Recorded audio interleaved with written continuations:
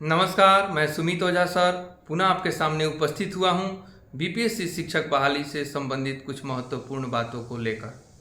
कल मैंने एक वीडियो के माध्यम से आप लोगों के बीच जानकारी रखी, आप लोगों को अच्छा लगा और आज मैं पुनः एक दूसरे वीडियो के माध्यम से आज बीपीएससी शिक्षक बहाली से संबंधित कुछ अन्य महत्वपूर्ण बातों को रखने जा रहा हूँ। मुख्य रूप से मैं आपको यह बता दूं कि कल के वीडियो में मैंने सिलेबस डिस्कस किया था, लेकिन वह बीपीएससी शिक्षक बहाली से संबंधित जो क्लास 1 से 5 और 6 to 8 के लिए सिलेबस होने वाले हैं उससे संबंधित थे। लेकिन आज हम बीपीएससी शिक्षक बहाली में ही क्लास 9, 10 और 11, 12 में जो सिलेबस होने वाले हैं उनको मुख्य रूप से डिस्कस करूंगा। साथ ही आज वीडियो में आने का एक मुख्य कारण यह भी रहा है कि कल रात से ही टीवी चैनल या सोशल मीडिया के माध्यम से आप लोग देख रहे होंगे कि एक न्यूज़ जो है चारों तरफ फैल रहा है कि यह बीपीएससी शिक्षक बहाली परीक्षा जून लास्ट तक एग्ज़ाम इसकी ले ली जाएगी। और यह बात आज के न्यूज़पेपर में मुख्य रूप से छप के सामने भी आ गया। जो न्यूज़पेपर मेरे सामने है और इसमें शीर्षक यही दिया गया है कि तैयारी शिक्षकों की भर्ती प्रक्रिया जून तक। तो शिक्षकों की भर्ती प्रक्रिया यदि बीपीएससी के माध्यम से जो हो रही है, यह एग्ज़ाम यदि जून तक हो जा रहा है तो निश्चित तौर से आप समझ लीजिए कि मई तक आपका फॉर्म फिल हो जाएगा और जून में यह एग्ज़ाम होने की संभावना है, जो कि न्यूज़पेपर में भी दे दिया। तो मैं यह नहीं कह सकता कि अब न्यूज़पेपर में आ गया है जून में तो जून में ही एग्ज़ाम हो जाए। हो सकता है कि इसमें तैयारी से संबंधित कुछ अन्य जो काम हों और इनके वजह से डेट 1-2 महीना और आगे बढ़ भी सकता है। लेकिन मुख्य रूप से जब यह न्यूज़पेपर में आ गया कि जून तक एग्ज़ाम होने की संभावना है, तो मैं तो यही कहूँगा कि जो तैयारी करने वाले लोग हैं वे टारगेट मान के चले कि अब हमारे पास 2 ही महीने का टाइम है और इस 2 महीने में हमको बेहतर तैयारी करनी है। तो सबसे पहले आप क्लियर यह समझ लीजिए कि यदि जून के लास्ट तक एग्ज़ाम हो जाती है तो मई में आपका फॉर्म फिल करा लिया जाएगा और जून लास्ट तक या जुलाई तक आपका एग्ज़ाम ले लिया जाएगा। तो इस न्यूज़ के आने से सबसे बड़ी बात जो मुझे समझ में आ रहा है, यह क्लियर कट हो गया कि जो लोग अभी तक कयास लगा रहे थे कि यह नियमावली वापस ले ली जाएगी या यह एग्ज़ाम नहीं होने वाला है, तो उनके लिए तो ये बिल्कुल से एक तरह से यह साबित हो गया कि हाँ, एग्ज़ाम होने ही वाला है, हर हाल में होने वाला है और बहुत कम दिनों में होने वाला है। तो अब मेरे हिसाब से होशियारी इसी में है कि आप तैयारी में लग जाएँ। अगर इतना कुछ जानने के बावजूद भी अगर आप इस इंतज़ार में बैठ रहे हैं कि एग्ज़ाम नहीं होगी, हमको एग्ज़ाम नहीं देना पड़ेगा, तो शायद एग्ज़ाम आपके सामने से आके चला भी जाएगा और आप कुछ नहीं कर पाइएगा। तो इसमें आप मुख्य रूप से तैयारी में लग जाएं, मेरा यही कहना है।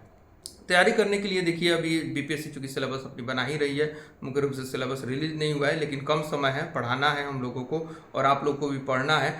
तो हम लोग जो तैयारी के लिए सिलेबस एक अपने स्तर से हम लोगों ने जो अनुमानित सिलेबस बनाया है, जिस पे मैंने कल भी डिस्कस किया और उसका आधार भी मैंने बताया कि बीपीएससी ही कुछ दिन पहले प्रधान शिक्षक और प्रधानाध्यापक के लिए सिलेबस जारी किया था, जिसमें प्रधानाध्यापक एग्ज़ाम बीपीएससी ले भी चुका है, उसका क्वेश्चन भी है मेरे पास।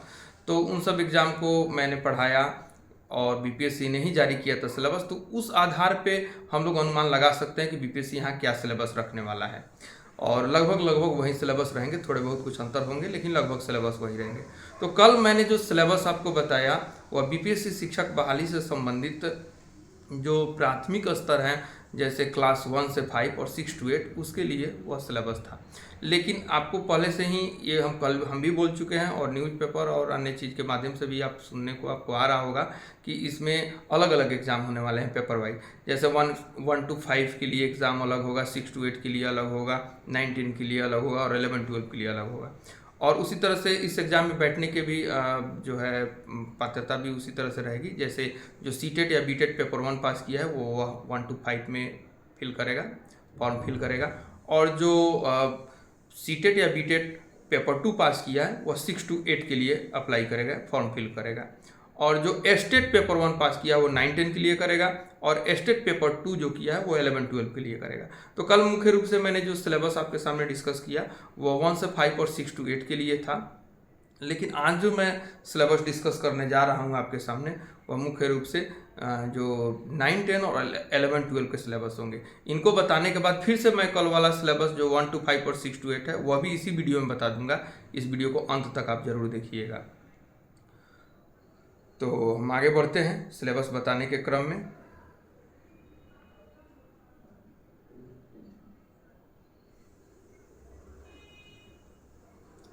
देखिए, अगर 9, 10 और 11, 12 के लिए सिलेबस बनाता है बीपीएससी, तो उसमें मुख्य रूप से यहाँ भी उसी तरह से पेडागोजी के प्रश्न रहेंगे और साथ में जीएस के भी प्रश्न रहेंगे।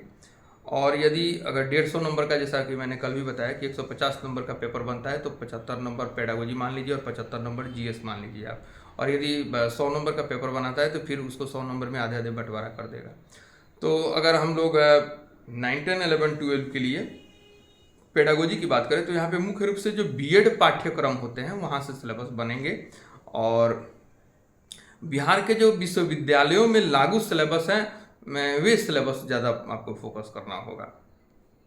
तो अगर इसमें यूनिट वाइज बात करें कि सिलेबस में क्या क्या रहने वाला है पेडागोजी में, तो सबसे पहले यूनिट 1 में रहने की संभावना है बाल्यावस्था की समझ विकासात्मक परिप्रेक्ष्य में।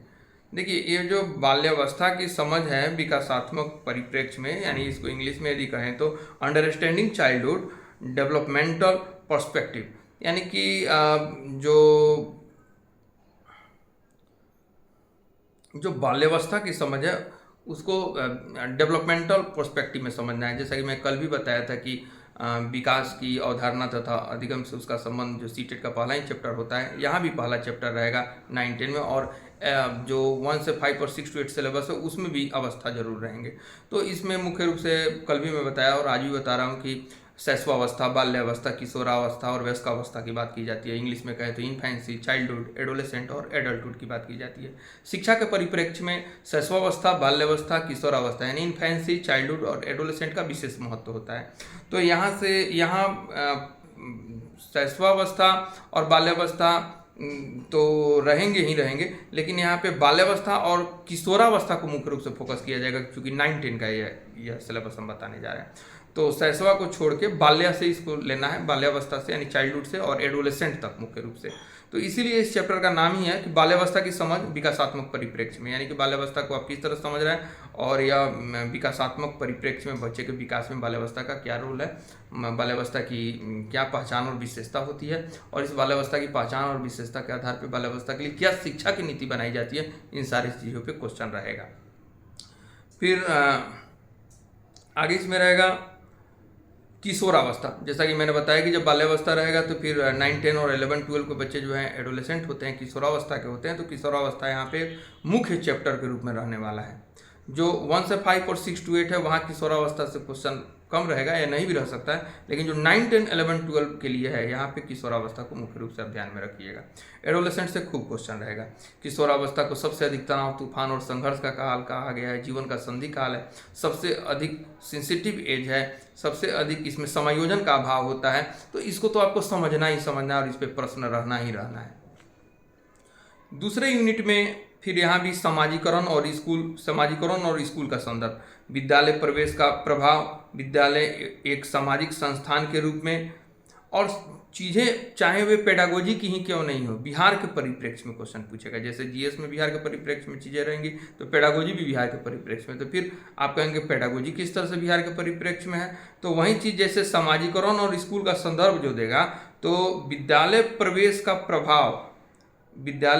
प्रभाव यानी बच्चे के सोशलाइजेशन में विद्यालय जो है सेकेंडरी सोशलाइजेशन यानी सेकेंडरी द्वितीयक एजेंसी होता है, तो इस पे क्वेश्चन रहेगा। और विद्यालय एक सामाजिक संस्थान के रूप में, बच्चे का समाजीकरण में विद्यालय का बहुत बड़ा रोल है, तो वह सामाजिक संस्थान के रूप में है। और बिहार में इसकी धारणा स्कूली संदर्भ में मूल्य का निर्माण, यानी कि बिहार में इसकी क्या धारणा है, इस पर क्वेश्चन रहेगा। फिर आगे क्वेश्चन बढ़ेगा, चूंकि सोशलाइजेशन से इतने सारे क्वेश्चन हो जाएंगे। फिर आगे क्वेश्चन रहेगा शिक्षकों एवं विद्यार्थियों में अस्मिता निर्माण के स्थल के रूप में विद्यालय, संस्कृति एवं लोकाचार, शिक्षण अधिगम, अभ्यास एवं वर्ग कक्षा में शिक्षक संवाद, मूल्यांकन, अभ्यास, मूल्य प्रणाली एवं विद्यालय की प्रच्छन्न पाठ्यचर्या। यानी कि इन सब चीज़ों पर भी प्रश्न रहने की पूरी संभावना है। फिर आगे प्रश्न रहेगा, राष्ट्रीय आदर्श को प्रतिबिंबित करने वाली शिक्षा के संवैधानिक प्रावधान प्रजातंत्र, समानता, स्वतंत्रता, धर्मनिरपेक्षता एवं सामाजिक न्याय से भी क्वेश्चन रहेंगे पेडागोजी में। राष्ट्रीय विकास हेतु शिक्षा आयोग 1964-66 और शिक्षा आयोग तो रहेंगे ही, लेकिन वर्तमान समय की जो राष्ट्रीय शिक्षा नीति है NEP 2020 उससे भी क्वेश्चन रहेंगे, जिसको हम फिर लास्ट यूनिट में भी डिस्कस करेंगे। फिर यूनिट को यदि आगे बढ़ाते हैं तो अगले यूनिट में रहने की संभावना है दर्शन से क्वेश्चन। दर्शन और शिक्षा, दर्शन का अर्थ और परिभाषा, दर्शन की भाषाएं एवं उनका शैक्षिक समस्याओं एवं मुद्दों के साथ संबंध। फिर क्वेश्चन आगे रहेगा दार्शनिक पद्धतियां के बारे में, दर्शन के संप्रदाय, आदर्शवाद, प्रकृतिवाद, प्रयोजनवाद, मार्क्सवाद, मानवतावाद, यथार्थ, ज्ञान एवं मूल्य की अवधारणा के विशेष संदर्भ में उद्देश्य, पाठ्यचर्या, शिक्षण विधि और अनुशासन हेतु इनके शैक्षिक निहितार्थ पे क्वेश्चन रहेंगे।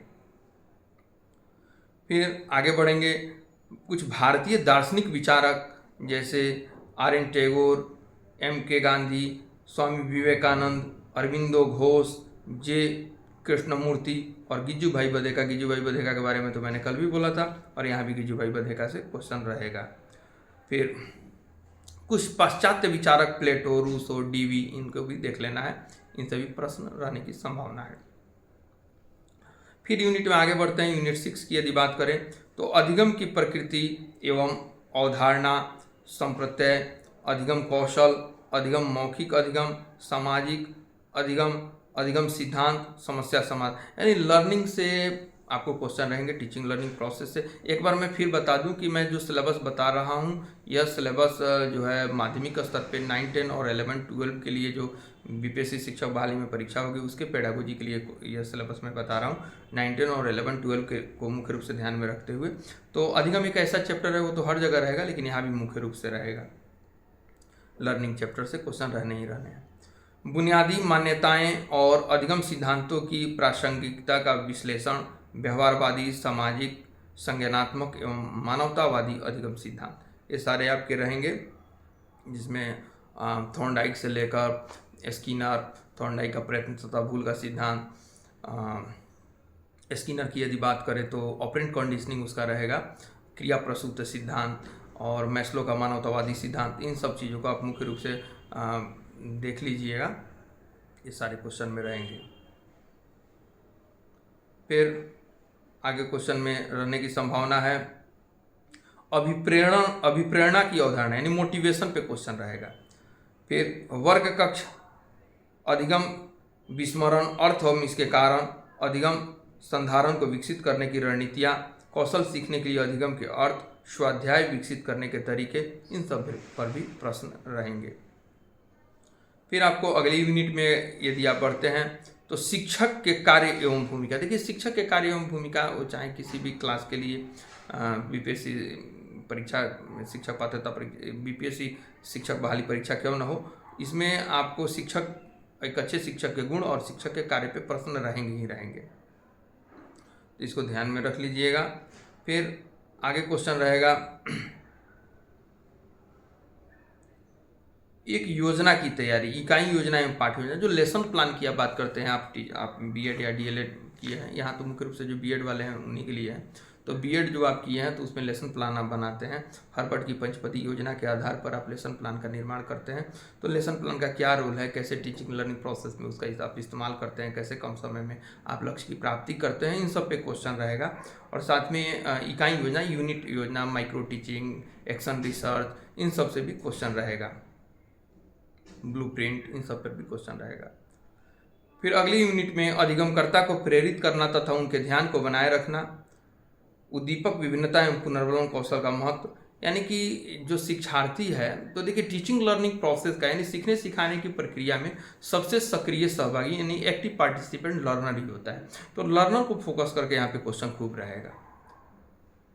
शिक्षण की रणनीतियाँ, तो शिक्षण की बहुत सारी रणनीति हैं, जिसमें आप उपागम बहुत सारे चीज़ का इस्तेमाल करते हैं, टीचिंग मटेरियल का इस्तेमाल करते हैं और बहुत सारी चीज़ों का TLM या अन्य चीज़ों का इस्तेमाल करते हैं, उन सब पर भी क्वेश्चन रहेगा। फिर अगले यूनिट में कुछ अच्छे अच्छे जैसे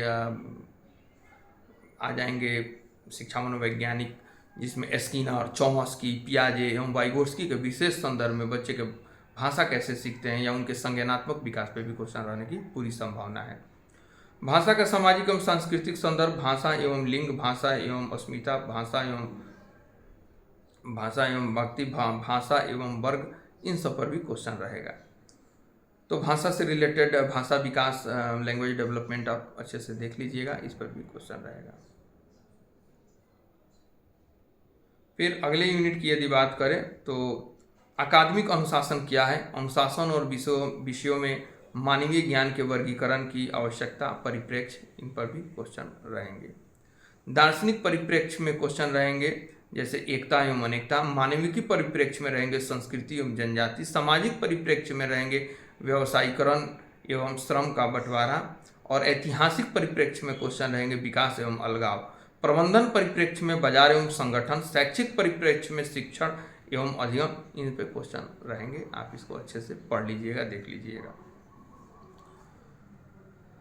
विषयों अनुशासन में शोध, आंकड़ा संग्रहण के तरीके, निष्कर्ष निकालना, सामान्यीकरण और संदर्भ तैयार करना, टिप्पणी एवं संदर्भ सूची, इन सब पर भी क्वेश्चन बनेंगे और इसको आपको अच्छे से देख के जाना होगा। फिर अगले यूनिट में यदि बात करें तो समता एवं समानता, जाति, वर्ग, धर्म, जाति समूह, गुण, शारीरिक अक्षमता और क्षेत्रीयता के संबंध में भी क्वेश्चन रहने की पूरी संभावना है। महिला अध्ययन से जेंडर अध्ययन की ओर प्रतिमान विस्थापन, ऐतिहासिक पृष्ठभूमि, महिलाओं के शैक्षिक अनुभवों पर केंद्रित 19वीं एवं 20वीं सदी से सामाजिक सुधार आंदोलन के कुछ मील के पत्थर जो चीज़ें हैं वे सब, लिंग, सांस्कृतिक और संस्थान, वर्ग, जाति, धर्म और क्षेत्र का प्रतिच्छेदन, इन सब पर भी आप विशेष रूप से ध्यान देके जा सकते हैं या इनको बढ़िया से आप तैयारी कर सकते हैं। इनसे क्वेश्चन रहने की पूरी संभावना है। शिक्षक परिवर्तन के अभिकर्ता के रूप में, यानी कि टीचर कैसे परिवर्तनकारी है, कैसे सहायक है, कैसे जो है गाइडेंस एंड काउंसलर है, कैसे जो है एक शिक्षक फैसिलेटर है, सुविधा दाता है, इस पर भी क्वेश्चन रहेगा। अब आ जाइए, अगर यूनिट आगे बढ़ाते हैं और एक अलग पैटर्न पे क्वेश्चन की बात करते हैं तो राष्ट्र और राज्य स्तरवाद पाठ्यचर्या निर्धारक, यानी जो कल भी बताए थे कि पाठ्यचर्या और पाठ्यक्रम में अंतर होता है, तो यहाँ पे हम लोग पाठ्यचर्या की बात करेंगे। तो यहाँ पाठ्यचर्या में क्या क्या रहने वाले हैं वो हम आपको बता रहे हैं। देखिए, सामाजिक, राजनीतिक, सांस्कृतिक, भौगोलिक, आर्थिक विविधताएं, इस पे रहेगा। सामाजिक राजनीतिक आकांक्षाएं, शैक्षिक दृष्टि एवं आदर्शों को शामिल करते हुए, आर्थिक आवश्यकताएं, तकनीकी संभावनाएं, सांस्कृतिक अनुपस्थिति, राष्ट्रीय प्राथमिकताएं, शासन पद्धति एवं सत्ता संबंध और अंतर्राष्ट्रीय दर्शन, इन सब पे क्वेश्चन रहने की पूरी संभावना है। परीक्षण, मापन, परीक्षा, मूल्य निर्धारण एवं मूल्यांकन की अवधारणा तथा इनके अंतः संबंध के बारे में भी क्वेश्चन रहेगा।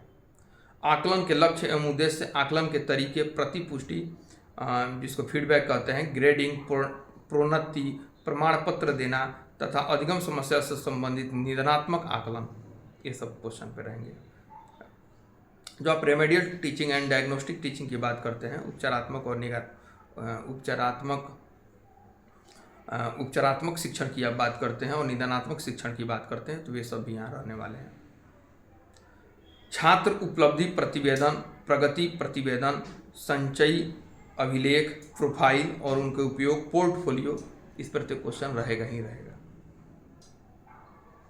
फिर आगे बढ़ेंगे, एक समावेशी विद्यालय की अवधारणा। कल भी मैं बताया कि जब सामान्य बालकों के साथ ही विशेष आवश्यकता वाले बच्चों को साथ साथ, यानी सामान्य और विशेष आवश्यकता वालों को जब एक साथ पढ़ाने की बात की जाती है तो वो समावेशी शिक्षा है।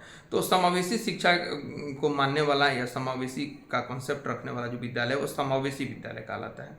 तो वहीं समावेशी विद्यालय की अवधारणा क्या है, आधारभूत संरचना एवं पहुँच क्या है, मानव संसाधन, दिव्यांगता के प्रति रवैया, संपूर्ण विद्यालय दृष्टिकोण तक पहुँचने, सामुदायिक आधारित शिक्षा, ये सारी चीज़ यहाँ पे प्रश्न बन के रहने वाले हैं।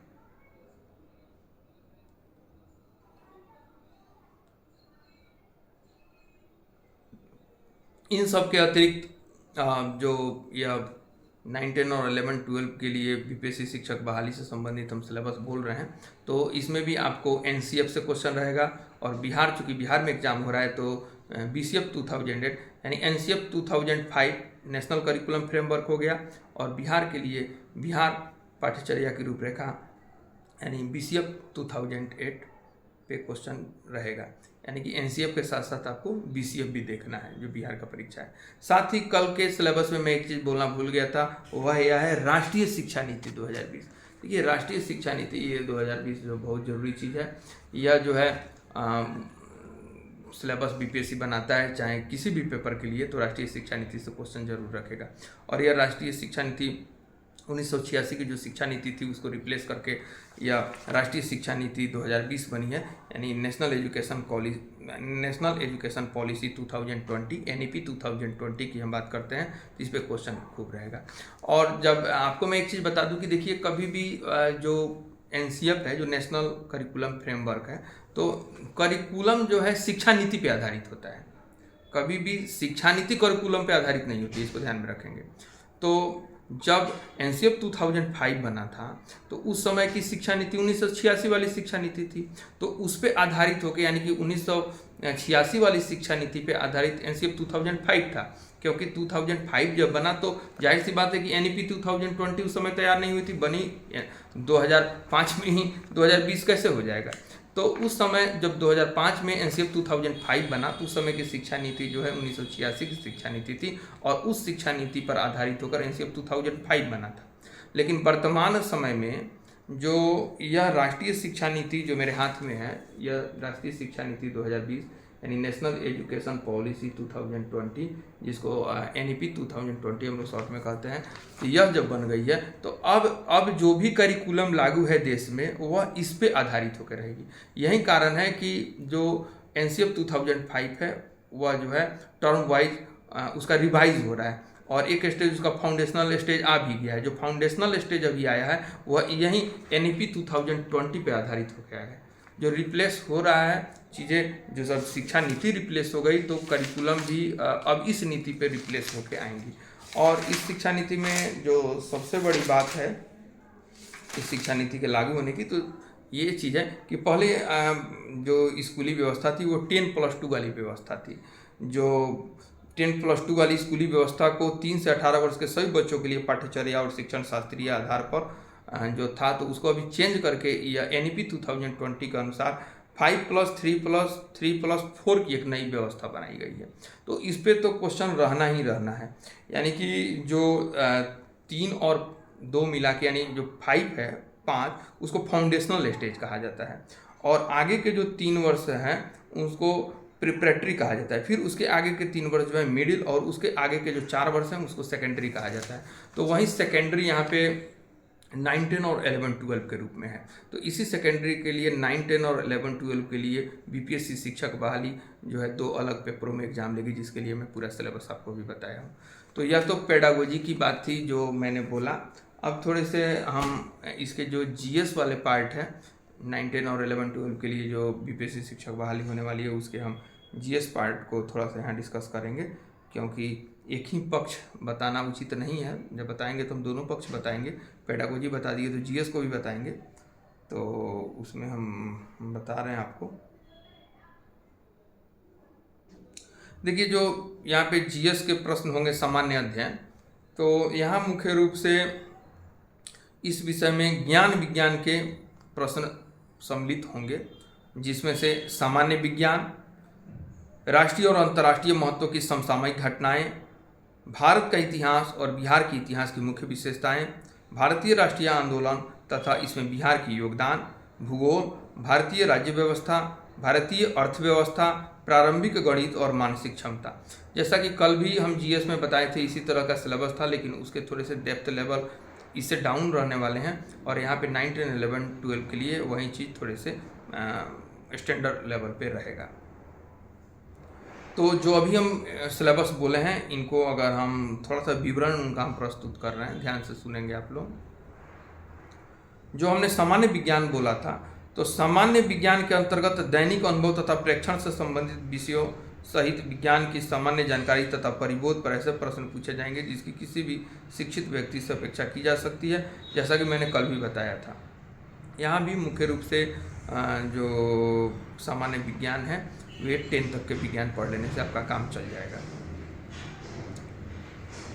राष्ट्रीय और अंतर्राष्ट्रीय महत्व के वर्तमान घटनाओं तथा बिहार से संबंधित प्रश्न पूछे जाएंगे। जो मैंने सेकंड टॉपिक बोला था जीएस में, राष्ट्रीय और अंतर्राष्ट्रीय महत्व की समसामयिक घटनाएं, तो राष्ट्रीय और अंतर्राष्ट्रीय महत्व की समसामयिक घटनाएं में क्या पूछेगा, तो वह पूछने वाला है राष्ट्रीय और अंतर्राष्ट्रीय महत्व के वर्तमान घटनाओं तथा बिहार से संबंधित प्रश्न पूछे जाएंगे, इसको ध्यान में रखेंगे। फिर इतिहास के बारे में, भारत का इतिहास और बिहार के इतिहास की मुख्य विशेषता हमने सिलेबस में बोला था। तो यहाँ पे इतिहास के अंतर्गत विषय के सामाजिक, आर्थिक और राजनीतिक परिप्रेक्ष्य में विषय की सामान्य जानकारी पर विशेष ध्यान दिया जाएगा। परीक्षार्थियों से आशा की जाती है कि वे बिहार के इतिहास की मुख्य घटनाओं से परिचित होंगे। इसको मुख्य रूप से बिहार के परिप्रेक्ष्य में आपको तैयार करना है। फिर भूगोल की यदि हम भूगोल से पहले थोड़ा सा इतिहास की जब चर्चा हुई है तो हम राष्ट्रीय आंदोलन की भी बात कर लें। तो भारत के राष्ट्रीय आंदोलन के अंतर्गत 19वीं शताब्दी के पुनरुत्थान के स्वरूप और स्वभाव, राष्ट्रीयता का विकास तथा स्वतंत्रता प्राप्ति से संबंधित प्रश्न पूछे जाएंगे। परीक्षार्थियों से आशा की जाती है कि वे भारतीय स्वतंत्रता संग्राम में बिहार की भूमिका पर पूछे गए प्रश्नों का उत्तर दे सकेंगे। यानी स्वतंत्रता संग्राम में भी आपको बिहार की भूमिका को मुख्य रूप से छांट के पढ़ लेना है। अब आ जाइए भूगोल। तो भूगोल में क्या रहेगा, भूगोल का विवरण दे रहे हैं। भूगोल जो है विश्व में भारत तथा बिहार के भूगोल पर विशेष ध्यान दिया जाएगा। भारत तथा बिहार के भूगोल के अंतर्गत देश के सामाजिक, आर्थिक, भूगोल से संबंधित प्रश्न होंगे, जिनमें भारतीय कृषि तथा प्राकृतिक साधनों की प्रमुख विशेषताएं सम्मिलित होंगी। फिर भारतीय राज्य व्यवस्था के बारे में हमने बोला था कि सिलेबस में रहेगा। तो भारतीय राज्य व्यवस्था का विवरण दे रहे हैं कि भारत की राज्य व्यवस्था के अंतर्गत भारतीय संविधान, देश की राजनीतिक प्रणाली, पंचायती राज, विभिन्न विकास योजना सम्मिलित होंगे। यानी इन सब चीज़ों को मुख्य रूप से आपको देख के जाना होगा।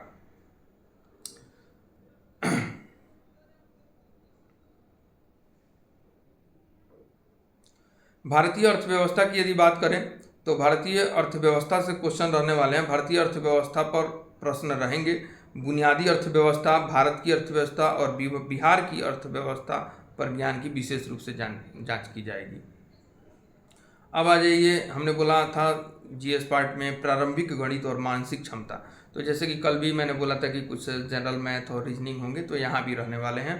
9, 10 और 11, 12 की जो परीक्षा होगी उसमें भी प्रारंभिक गणित यानी 1 से 10 तक का गणित और मानसिक क्षमता यानी कि रीजनिंग के कुछ बेसिक जो चैप्टर 16-17 चैप्टर होते हैं उनको पढ़ लेना अनिवार्य होगा। इन सब के अतिरिक्त 9, 10 और 11, 12 में सब्जेक्ट रहने की भी संभावना है। जैसे 9, 10 के लिए अगर आप कैंडिडेट साइंस के हैं, बीएससी किए हैं, तो उनके लिए साइंस से प्रश्न अलग से रह सकते हैं विषय के रूप में। और विषय में भी साइंस 2 तरीके से रहने की संभावना है। अगर फिजिक्स और मैथ का एक ग्रुप बनाया जा सकता है और केमिस्ट्री और बायो का एक ग्रुप बनाया जा सकता है। तो इस तरह से विषय के प्रश्न 9, 10 स्तर पे पूछे जाएंगे।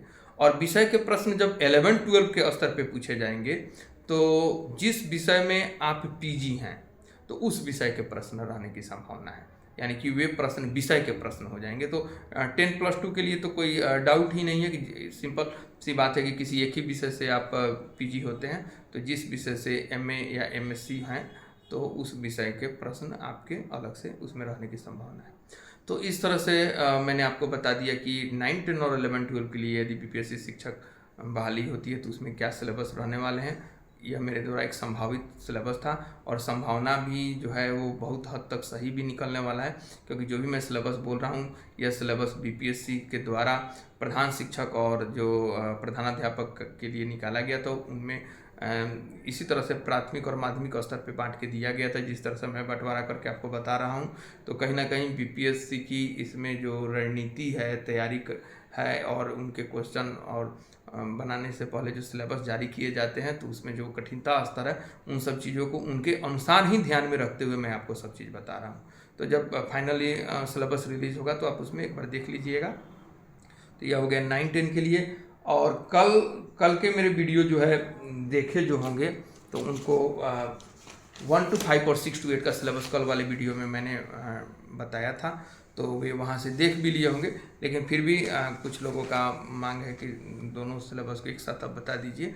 तो अब हम 1 से 5 और 6 to 8 के लिए सिलेबस एक बार फिर से दोहराने जा रहे हैं। जो कल बता चुके थे उसी सिलेबस को दोबारा से बताने जा रहे हैं कि 1 to 5 और 6 to 8 में क्या सिलेबस होने वाले हैं। तो इसमें पेडागोजी में आपको सबसे पहले यूनिट वाइज बता दें कि बच्चे तथा बचपन, सामाजिक सांस्कृतिक तथा ऐतिहासिक समझ, बाल अधिकारों का संदर्भ, शिक्षा, विद्यालय और समाज, विद्यालय में समाजीकरण की प्रक्रिया, शिक्षा सामान्य अवधारणा, शिक्षा को समझने के विविध आधार, शिक्षा का साहित्य ज्ञान की अवधारणा तथा दार्शनिक परिप्रेक्ष्य। तो ये सब यूनिट 1 में हो जाएंगे।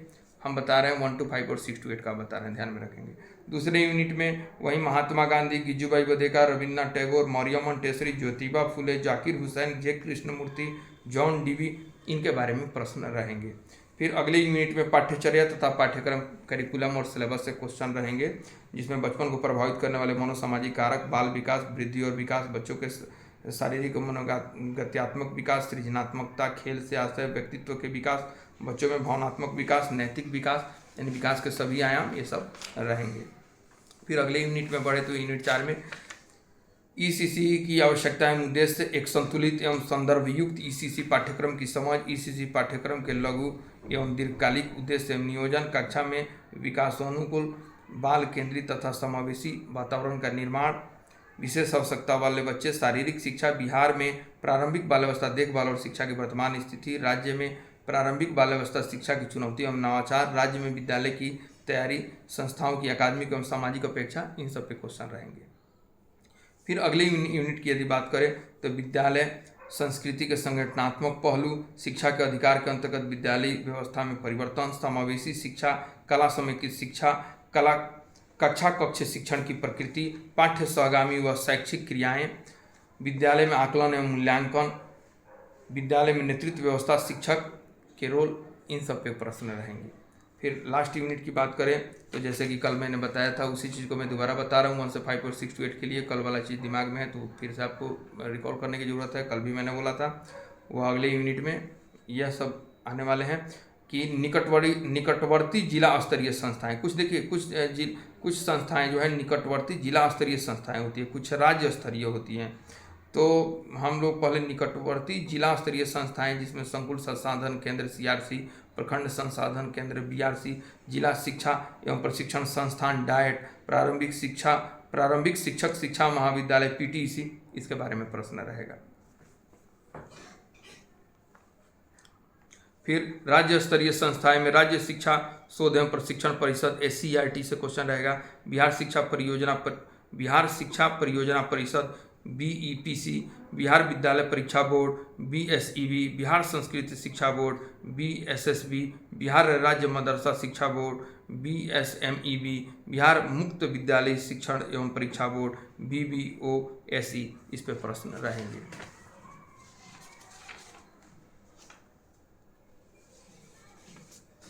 अब राष्ट्रीय स्तर की कुछ संस्थाएं होती हैं, जैसे राष्ट्रीय शैक्षिक अनुसंधान और प्रशिक्षण परिषद, जिसको NCERT कहते हैं। इस पे क्वेश्चन रहेगा, जिसमें राष्ट्रीय स्तर में NCERT से तो रहेगा ही, लेकिन इसमें केंद्रीय माध्यमिक शिक्षा बोर्ड यानी CBSE से भी रहेगा।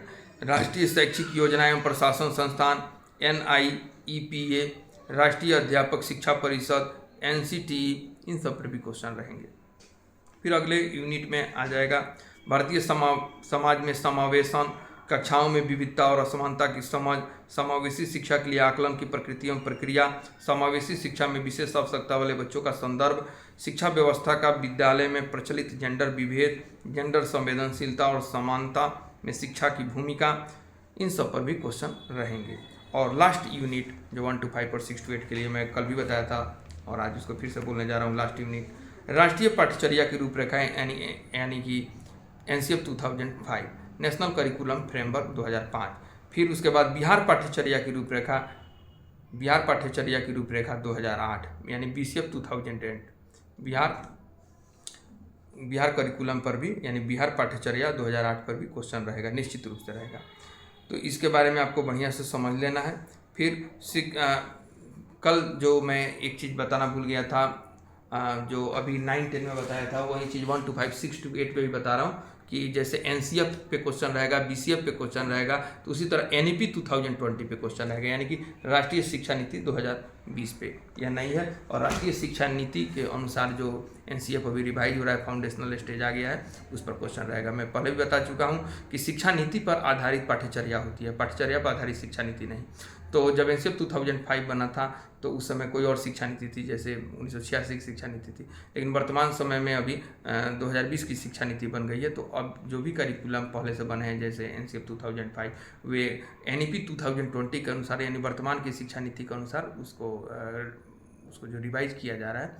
और एनसीएफ का जो है फाउंडेशनल स्टेज आ भी गया है, और बाकी जो है टर्म वाइज और आने वाले हैं, तो उससे क्वेश्चन रहेंगे। फिर शिक्षण अधिगम में ऑडियो वीडियो मल्टीमीडिया साधनों की महत्ता का उपयोग और सीखने की योजना एवं विद्यालय के अन्य कार्य, आईसीटी का एकीकरण, इन सब पर भी क्वेश्चन रहने की संभावना है। तो ये तो बहुत बड़ा एक सिलेबस हो गया जो पेडागोजिकल सिलेबस था। और जो अब हम 1 to 5 और 6 to 8 के लिए जो सामान्य अध्ययन का बात है उसको कहने जा रहे हैं। तो सामान्य अध्ययन में सामान्य विज्ञान, राष्ट्रीय और अंतर्राष्ट्रीय महत्व की समसामयिक घटनाएं, भारतीय राष्ट्रीय आंदोलन तथा इसमें बिहार का योगदान, भूगोल, भारतीय राज्य व्यवस्था, प्रारंभिक गणित और मानसिक क्षमता, ये सब रहेंगे। यानी कि सामान्य विज्ञान के साथ साथ राष्ट्रीय और अंतर्राष्ट्रीय महत्व की समसामयिक घटना, भारतीय राष्ट्रीय आंदोलन तथा उसमें बिहार का योगदान, भूगोल, भारतीय राज्य व्यवस्था, इतना तो आपके जीएस के पार्ट है, इसको आप समझ ही रहे हैं। इसमें आप जोड़ लीजिए गणित और रीजनिंग, तो इतना जोड़ के इसमें आएगा। तो इस तरह से यह पाठ्य जो मैंने सिलेबस बताया वो 1 to 5 और 6 to 8 के लिए मुख्य रूप से था, जो कल भी मैं बताया था और आज भी मैं बता दिया। तो अब मैं आप लोगों को 1 to 5, 6 to 8, 9, 10 और 11, 12 सबका सिलेबस डिस्कस कर दिया। अब आपको तैयारी करने में एक सुविधा होगी कि किस रूप में करें। और मैं आपको बता दूं कि एनसीईआरटी की बुक पढ़िए, पढ़ने में कोई दिक्कत नहीं है, लेकिन फिर भी ध्यान में रखेंगे कि ये बिहार के परिप्रेक्ष्य में सब चीज़ है। तो बिहार की जो बुक है एससीईआरटी पढ़िए, और एनसीईआरटी की बुक पढ़ रहे हैं तो नया वाला बुक पढ़िए, पुराना वाला कभी भी नहीं। हम नाम नहीं रखेंगे, लेकिन कुछ लोग सोशल मीडिया प्लेटफॉर्म पे आके आपको बता रहे हैं, जो पुराने लोग बीपीएससी की तैयारी कराने वाले हैं, ट्रेडिशनल बीपीएससी की तैयारी कराते हैं, उनको उसी तरह से चीज़ें दिमाग में उनके हैं, तो ये बता रहे हैं कि एनसीईआरटी पढ़िए लेकिन पुराना वाला बुक ढूंढ के पढ़िए। बिल्कुल नहीं, मैं आपको मना कर दे रहा हूँ। आप खुद सोचिए कि आप शिक्षक बनने जा रहे हैं, आप क्लास 1 से 5, 6 to 8, 9, 10 और 11, 12 के शिक्षक बनने जा रहे हैं। तो जिस क्लास के शिक्षक आप बनने जा रहे हैं, उस क्लास में जो अभी वर्तमान में पुस्तक चल रही है, उसी पुस्तक की ज्ञान ना आपसे पूछी जाएगी, उसी पुस्तक को पढ़ाने की विधि ना आपसे पूछी जाएगी, या पुराने वाली पुस्तक से आपकी पूछी जाएगी। तो सोचने वाली बात है। तो यही अंतर हो जाता है कि एक जो है अनुभव जिसको इस शिक्षक परीक्षा के बारे में है उससे जानकारी लेने में, और जो लोग बीपीएससी की तैयारी करते हैं जिनको शिक्षक के बारे में कोई अनुभव नहीं है, फिर भी शिक्षक से संबंधित आपको गाइड कर रहे हैं, तो उनके बताने में और मेरे बताने में यही अनुभव हो जाएगा। उनको तो पता है कि ट्रेडिशनल तरीके से जो एनसीईआरटी की पुरानी पुस्तक होती है, जो बीपीएससी के मेंस में पढ़ा जाता है, यूपीएससी के मेंस में के लिए पढ़ा जाता है, तो उन पुस्तकों को बता रहे हैं। यहाँ बिल्कुल से आप गलती नहीं करेंगे। आपको पता है कि एनसीईआरटी की जो भी पुस्तकें हैं वो एनसीएफ के अकॉर्डिंग बनी है। बिहार की जो एससीईआरटी की बुक है वे जो है बीसीएफ के अकॉर्डिंग बने हैं, और एनसीएफ और बीसीएफ में टीचिंग लर्निंग प्रोसेस को ध्यान में रखते हुए एक्टिविटी बेस्ड लर्निंग पे बात कही गई है। कोई भी पुस्तक लिखी जाती है तो उसमें बहुत विषय विशेषज्ञ की टीम, शिक्षा मनोवैज्ञानिक और हर तरह के लोगों का बहुत बड़ा विचार विमर्श के बाद वह पुस्तक बनती है। पुस्तकें बनती हैं, उसमें 3 तरह की गतिविधियाँ होती हैं, परिचयात्मक गतिविधि, विकासात्मक गतिविधि और समाकलित गतिविधि। तो उन गतिविधियों के आधार पे ये पुस्तक बने हुए हैं 1 से 5, 6 to 8, 9, 10 और 11, 12, और उन्हीं गतिविधियों के आधार पे आपको कक्षा में पढ़ाने भी हैं। तो आपके जो प्रश्न रहेंगे पेडागोजी में, तो उन गतिविधियों पे भी क्वेश्चन रहेंगे, और उन गतिविधियों के आधार पे जो सब्जेक्ट नॉलेज है उस पर भी प्रश्न रहेंगे। तो ये सारे चीज़ जो नई पुस्तक है, ये सब जितने बात हम बोल रहे हैं गतिविधि पे आधारित, ये सब जो नई पुस्तक है उनमें ही इनको रखा गया है। पुराने वाले में वो सब चीज़ नहीं है। तो पुराने वाले पढ़ने से आपका क्या फ़ायदा होगा? तो आप खुद सोच सकते हैं कि शिक्षक पात्रता परीक्षा जो है हम वर्षों से पढ़ा रहे हैं, 2011 से पढ़ा रहे हैं, और शिक्षक के एग्ज़ाम को पढ़ाने का ही मेरा एक अनुभव है। तो इसमें हम जो भी बात बोलेंगे बिल्कुल नापातुला बोलेंगे, और इसमें अगर आप किसी अन्य के बातों में आकर दिग्भ्रमित हो गए, पढ़ना है कुछ और पढ़ने लगे कुछ और, तो बिल्कुल तैयारी आपकी बेकार हो जाएगी। तो उस समय निकल जाने के बाद, तैयारी खराब हो जाने के बाद, परीक्षा हो जाने के बाद आप कुछ नहीं कर पाइएगा।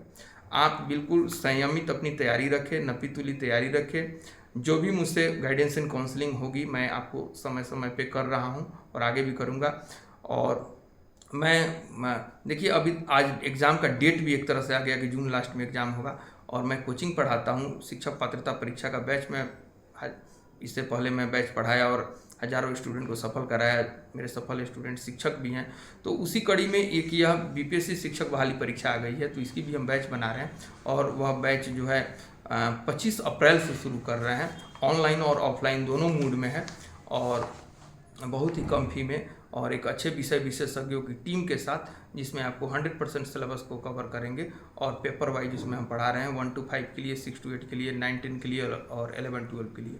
तो अगर आप मुझसे जुड़ना चाहते हैं ऑनलाइन या ऑफलाइन क्लास के रूप में, तो मैं आपको बता दूं जानकारी के लिए कि 25 अप्रैल से शाम 4 बजे मैं बैच प्रारंभ कर रहा हूं, जिसका नाम है बीपीएससी शिक्षक बहाली परीक्षा।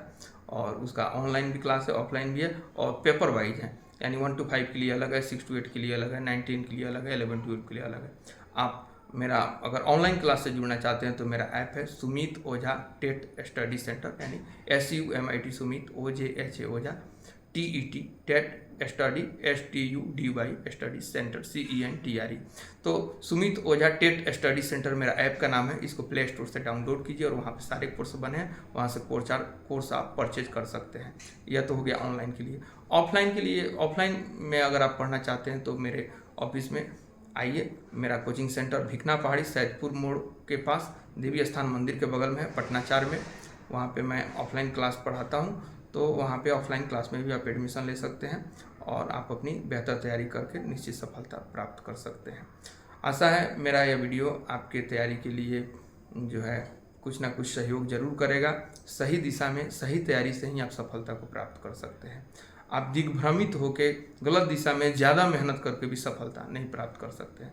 देखिए, पढ़ना, ज्ञान हासिल करना एक अलग चीज़ है और सफल बनना एक अलग चीज़ है। तो आप सफल बनिए। ज्ञान तो इतने दिनों से आप हासिल कर ही रहे हैं, तो उसमें कुछ और ज़्यादा से ज़्यादा ज्ञान ही हासिल कर लेंगे तो क्या होगा। बहुत ज्ञान ही हासिल कर लिया और सफलता नहीं मिली तो उसका कोई मीनिंग नहीं। हमको यहाँ पे यह एक बाधा के रूप में ये एग्ज़ाम आया है। इस एग्ज़ाम को अच्छे से तैयारी करके क्रैक करना है और अपनी एक सरकारी नौकरी लेनी है। तो मुख्य फोकस उसी बात पे होना चाहिए और सही दिशा में सही लोगों के मार्गदर्शन में आपको काम करना है। गलत दिशा में गलत लोगों के मार्गदर्शन में गए तो समय बीतते देर नहीं लगता है। कम समय है, बीत जाएगी, तैयारी आपके हाथ से निकल जाएगी, एग्जाम हो जाएगा। उसमें अगर आप सफल नहीं होते हैं तो फिर आगे कब मौका मिले कोई नहीं जानता है। तो संयम बरतिए, घबराने की जरूरत नहीं है। मैं ये नहीं बोल रहा हूँ कि आप घबरा जाइए, सही तैयारी कीजिए। मैं यह बोल रहा हूँ सही दिशा में तैयारी कीजिए।